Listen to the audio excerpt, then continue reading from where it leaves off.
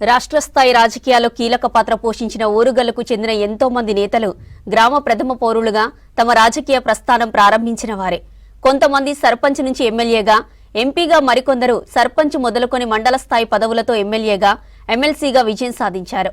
రాష్ట్ర మంత్రులుగా పదవుల్లో మంచి పేరు తెచ్చుకున్నారు. ప్రస్తుతం కొంతమంది ప్రత్యక్ష రాజకీయాల్లో ఉండగా మరికొందరు పరోక్షంగా రాజకీయాలు కొనసాగిస్తున్నారు.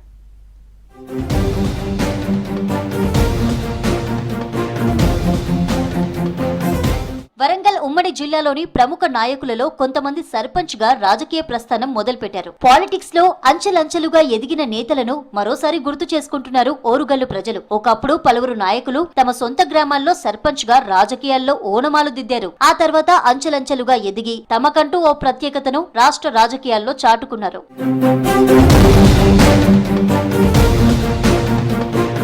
అలాంటి నేతల్లో రామసహాయం సురేందర్ రెడ్డి ఒకరు. రాష్ట్ర రాజకీయాల్లో చక్రం తిప్పిన నేతగా గుర్తింపు తెచ్చుకున్నారు. మొదట సురేందర్ రెడ్డి మరిపేడ సర్పంచ్ గా 1950లో ఎన్నికయ్యారు. ఆ తర్వాత 1960 మరిపేడ పంచాయతీ సమితి అధ్యక్షుడిగా గెలిచారు. మహబూబాబాద్ ఎంపీగా, వరంగల్ ఎంపీగా ఎన్నికయ్యారు. 1974లో డోర్నకల్ ఎమ్మెల్యేగా ఏకగ్రీవంగా ఎన్నికయ్యారు. 1978, 1983, 1985లో వరుసగా డోర్నకల్ శాసనసభ్యుడిగా 4 సార్లు ప్రాతినిధ్యం వహించిన ఘనత ఆయన సొంతం.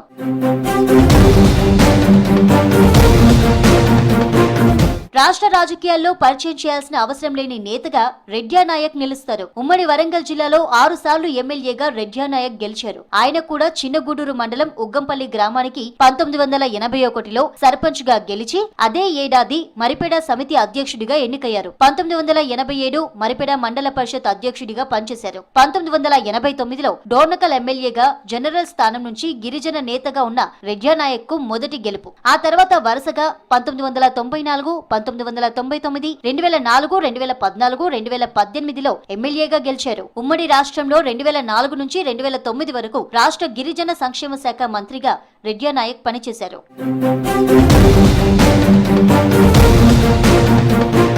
మహబూబాబాద్ జిల్లా కురవి మండలం గుండ్రాతిమడుగు పెద్దతాండాకు చెందిన గిరిజన మహిళా నేత సత్యవతి రాథోడ్ ఇదే తీరుగా రాజకీయాల్లో ఎదిగారు. 1996లో గుండ్రాతిమడుగు సర్పంచ్ గా గెలిచిన ఆమె 2006లో నరసింహులుపేట జెడ్పీటీసీగా విజయం సాధించారు. 2009లో డోర్నకల్ నియోజకవర్గం నుంచి ఎమ్మెల్యేగా గెలిచి చట్టసభలో అడుగుపెట్టారు. ఆ తర్వాత 2018లో ఎమ్మెల్సీగా ఎన్నికై 2023 వరకు రాష్ట్ర గిరిజన సంక్షేమ శాఖ మంత్రిగా బాధ్యతలు నిర్వర్తించారు. ఇక మాజీ మంత్రి దివంగత నేత అజ్మీరా చందూలాల్ కూడా సర్పంచ్ గానే రాజకీయాల్లో ప్రవేశించారు. ములుగు జిల్లా జగ్గన్నపేట గ్రామానికి చెందిన చందూలాల్ 1981లో ఆ గ్రామ సర్పంచ్ గా గెలిచారు. 1985లో ఎమ్మెల్యేగా విజయం సాధించి ఉమ్మడి ఆంధ్రప్రదేశ్ లో గిరిజన సంక్షేమ శాఖ మంత్రిగా పనిచేశారు. 1994లో రెండోసారి ఎమ్మెల్యేగా గెలిచారు. ఆ తర్వాత 2 సార్లు ఎంపీగా గెలిచారు. తెలంగాణ రాష్ట్రం వచ్చిన తర్వాత 2014లో మరోసారి ఎమ్మెల్యేగా గెలిచి పర్యాటక, సాంస్కృతిక, గిరిజన సంక్షేమ శాఖ మంత్రిగా పనిచేశారు.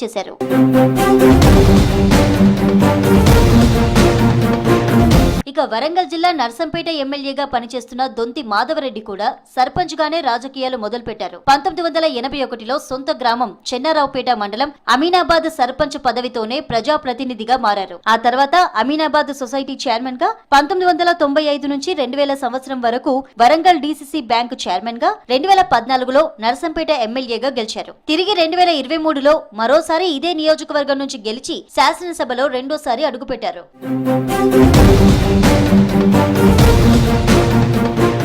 ప్రస్తుత శాసనసభకు భూపాలపల్లి నియోజకవర్గం నుంచి ప్రాతినిధ్యం వహిస్తున్న గండ్ర సత్యనారాయణరావు కూడా సర్పంచ్ గానే రాజకీయాలు మొదలుపెట్టారు. ఆయన సొంత గ్రామం గణపురం మండలం బుద్దారం గ్రామ సర్పంచ్ గా 1994లో గెలిచారు. ఆ తర్వాత గణపురం జెడ్పీటీసీగా విజయం సాధించారు. 2023లో కాంగ్రెస్ పార్టీ తరపున భూపాలపల్లి ఎమ్మెల్యేగా పోటీ చేసి గెలిచారు.